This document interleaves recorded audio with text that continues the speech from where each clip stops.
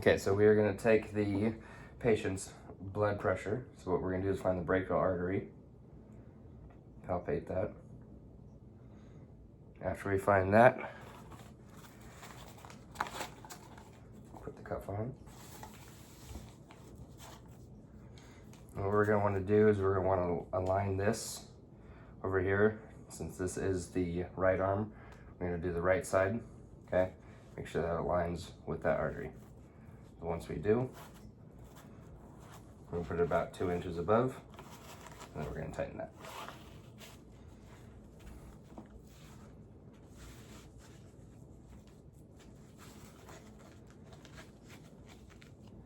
So once we have this on, what we're going to do next is we're going to inflate it until we cannot hear it anymore. And then that is going to be our estimated systolic number. Find that brachial artery again.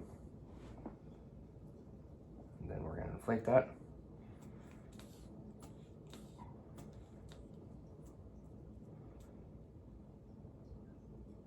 And that was about at 100. And then we're going to deflate that. And we're at about 30 to 60 seconds. And then we're going to take the blood pressure. Okay, so now that that was at 100, what we're going to do is we're going to inflate it to about 130. And then we're going to let that drop down. And once we hear the first sound, that's going to be your systolic. Second sound after that, that's going to be your diastolic. So we're going to use the stethoscope, and we're going to put that on the brachial artery. You don't want to push down too hard because you won't hear the actual artery, and you'll push it down and palpate it too much. So what I'm going to do is inflate it to 130. And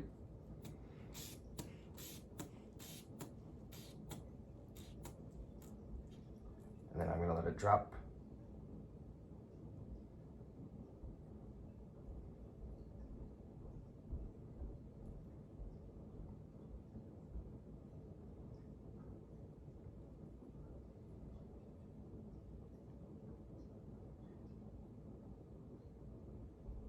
First sound was 102. Second was 78. So with that, blood pressure is 102/78.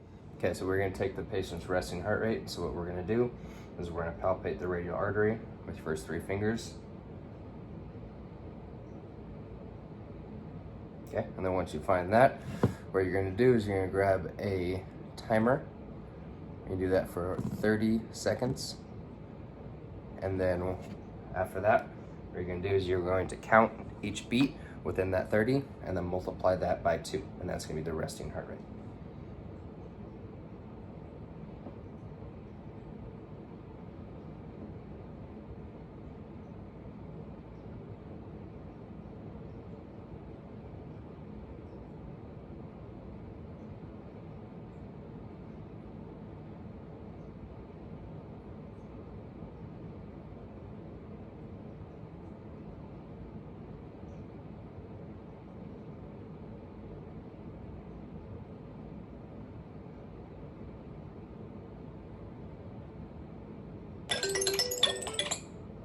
So that was 33.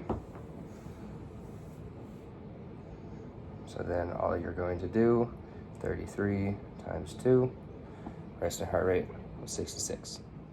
All right, next what we're going to do is we're going to measure the patient's hip to waist ratio.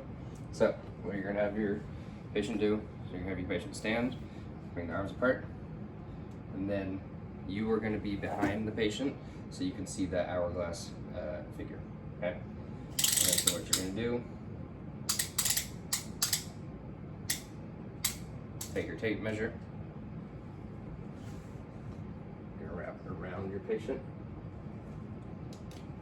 and then you are going to put that at the thinnest part, and then right where it lines with 0, so that's going to be 28, but we're going to do in centimeters, so it's 28 inches for the waist, and so that's going to be 71 1.5. We're gonna do the hip ratio, so we're gonna have you do. Patient's gonna put their feet together, and then you're gonna stand at the side. And then you'll find the largest protrusion of the buttocks region. And then you are going to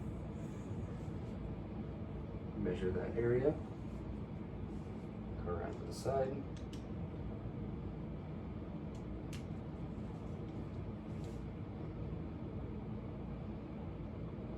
So that is going to be right at 35. Or centimeters wise, that's going to be 89.5. 3-part skin fold test. So what we're going to do, since the patient is female, we're going to do the tricep, we're going to do the suprailium, and then we're going to do the thigh. Okay? So what we're going to start with, have your patient come to the side over here, and you always want to do the right side of the patient's body, and you're also going to take at least 3 measurements for each. Come over and pinch. You don't want to pinch any muscle, or you just want to get the skin as well as the underlying adipose. So what you're going to do, come here, about a centimeter down from where you're pinching. Come in and pinch. That was at 20.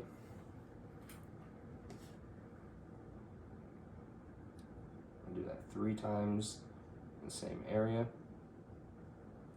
It was also 20.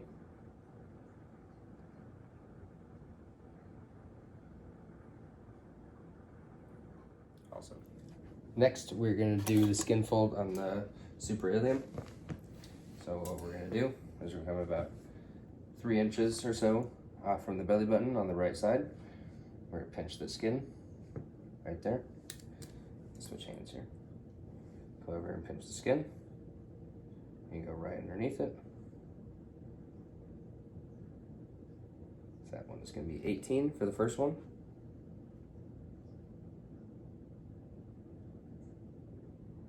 19 for the second one. And again, we are sitting at 8. And lastly, what we're going to do is we're going to do the thigh. So we're going back down to the mid of the thigh. Do the same method. Index and pointer finger.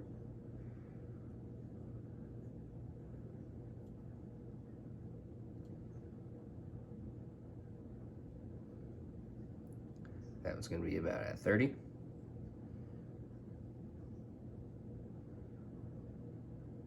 That one's going to be 25.